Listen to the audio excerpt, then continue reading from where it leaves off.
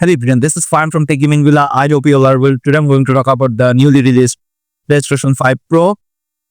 Generally, video game graphics have reached the coveted point of good enough when Horizon Zero Dawn came out in 2017, years before the PS5 would come out. No one thought its visuals were lacking, far from it. Yet, when Sony released a remaster of this less than a decade-old game that arguably no one asked for, it was actually pretty good. If you are new in my channel, then please subscribe and press the bell icon for future notifications and upcoming videos. I have another channel named Awesome Tech Gaming Pro, where I upload similar kind of tech videos like TV comparison, sound system, home theater, graphics card. You can check and subscribe. The visual comparisons between the two versions of the game highlight what better graphics means in the modern era. Rather than focusing on things like adding more pixels or polygons, the current flex comes from either adding more stuff to the game world or getting more frames with the visuals you have. And the PS5 Pro offers a lot more room for both. Whether that makes it worth the $700 asking price is more subjective. In most PS5 games, adjusting graphics boils down to one of two simple options: fidelity mode versus performance mode. The former is focused on getting the best possible picture quality, while the latter prioritizes more frames per second and thus a smoother gameplay experience. The pitch for Sony's latest console is that with more horsepower under the hood and fancy new AI and ray tracing features, you won't have to choose between one or the other. The reality is more complicated, much like gauges expanding to fill the volume of their containers. Video games tend to expand to fill the amount of processing power available to them. This is why, despite some games being capable of running in 4K at 60 frames per second, at least as far back as the PS4 Pro, developers have to make choices about what to include and what to cut when designing their virtual worlds. Is it important to have more trees and bushes? Or should more people be walking around? What should a player see if they look in the mirror? While testing the PS5 Pro, many of the games I played felt more lively and full. Not because there were more pixels necessarily, but because developers weren't budgeting their effects so tightly. In Spider-Man 2, for example, switching from performance to fidelity mode on the original PS5 would add more cars on the roads, more pedestrians on the sidewalk, and more trees and bushes strewn about. On the PS5 Pro, however, there were more of all of these things in performance mode than the regular PS5 had in fidelity mode. The result is that New York City felt like New York City even at 60 FPS. Here, for example, are 4 screenshots from the same street corner of performance and fidelity modes on both consoles. Now tell me which of these feels more like you are in New York. Alan Wake 2 was an even more striking contrast. While the PC version of the game supports ray tracing, the PS5 version does not. Until now, on the PS5 Pro, the performance mode in this game will prioritize hitting 60 FPS, but switch over to quality and ray tracing powers activate. It's hard to overstate how valuable ray tracing can be in a game that relies so heavily on lighting and reflections. Just walking around the town of Bright Falls, I noticed reflections in the window of the Oak Beer Diner or the white puddles littering the streets that weren't there on the original PS5. People's faces even looked more realistic, even though they were the same models. This is at least in part due to how light is cast across the minor variations in a person's face. To oversimplify, the natural creases and folds in human faces cast subtle shadows you might not notice until they are gone. Non-ray traced engines use a technique called ambient occlusion to help fill in some of those gaps, but it's not a perfect solution. Ray tracing, on the other hand, accurately calculates how light would bounce off of a model's eyes and renders shadows more naturally. It would be more appropriate to call the higher power setting in these games. What I found developers choosing to add had less to do with increasing resolution or sharpening the image. Instead, they used the toolkit to sell the illusion of immersion better. They made New York seem more bustling or made Bright Falls seem more sinister. And that's more valuable than just more pixels. Sony might be pitching the PS5 Pro as the matching that doesn't force you to choose between better graphics or higher frame rates. But in my experience, higher quality modes still ran closer to 30 FPS than 60 FPS. Switching to performance modes would result in an almost immediate improvement to my game's motion. That's not say the promise is unfulfilled.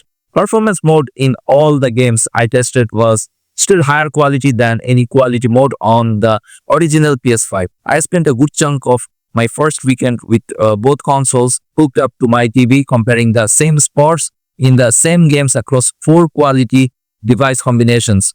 The best compliment I can pay to the PS5 Pro is that I never had a hard time telling which screenshots came from the new console.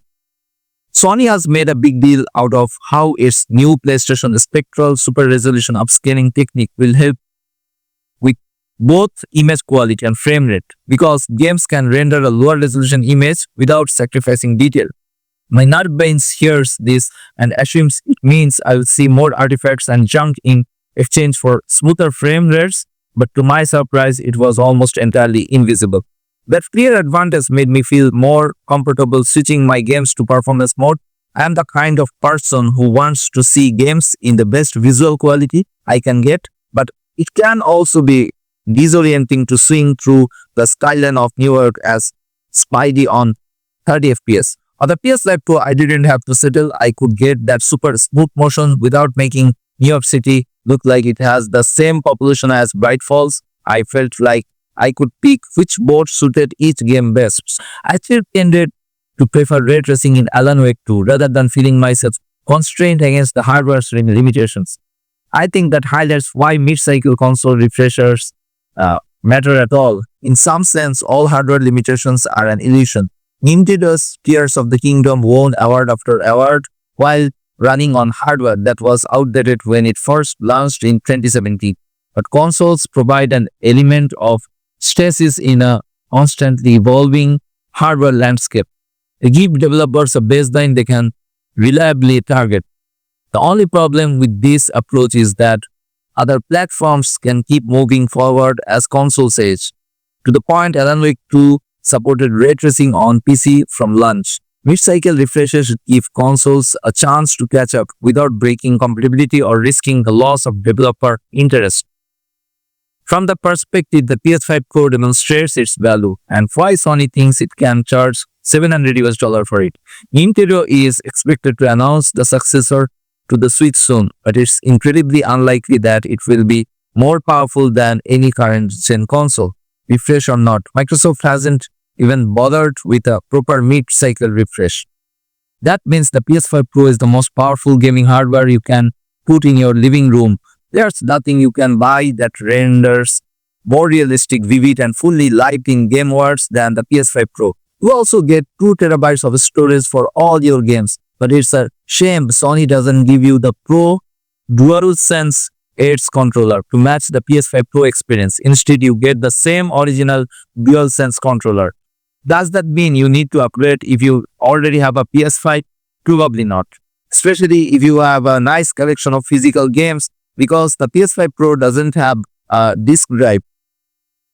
If you are happy with your games where they are at, you will probably continue to be happy for the rest of this console generation. But if you are planning to buy into the ecosystem for the first time now, or if you are just chasing the best visual quality like me, that extra $200 gets you a lot more than just a few extra pixels.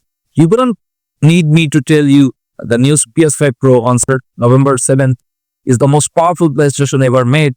Real question, could it possibly be worth $700? The most Sony's ever charged for a game console? I think I can answer that. But first, I need you to go find a measuring tape. Find your favorite seat in front of the TV, then measure the distance between your head and the screen. Now measure your screen diagonally. Do you own a 65-inch or 55-inch TV, the most popular sizes? You sit 10 feet away or more? Then no. The PlayStation 5 Pro is probably not worth $700, not even if you have 20 by 20 vision like me. The improved visual fidelity just isn't tangible enough at that distance. But if you sit closer, Sony's new game console can make select games look amazing. Blades of grass, pillars of rough hewn stone, the weave of a backpack, the pop at higher fidelity is enough of an improvement that I found myself wanting to sit closer or stand or even plug the PS5 Pro into a 4K computer monitor to use it like a gaming PC. With some games playing, the original PS5 could feel like looking through a dirty window. The PS5 Pro has the power to wipe that window clean. I think it's important to make this clear right away. The PS5 Pro doesn't make every game pro. To really see a difference, it requires especially past PS5 Pro enhanced games.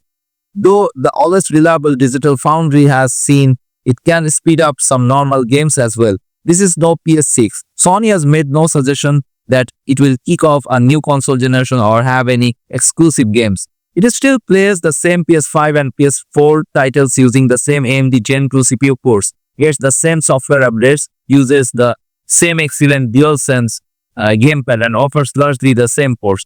If you pick games that already run beautifully on PS5 like the excellent Astrobot, the only differences you are getting might be physical ones like the scimitar shaped fins that divide the console's upper and lower halves, or how cool and quiet it runs, or how surprisingly light it feels. The PS5 Pro weighs 3 pounds less than the original 2020 model. Even after you add the optional disc brake, the console is slightly smaller too.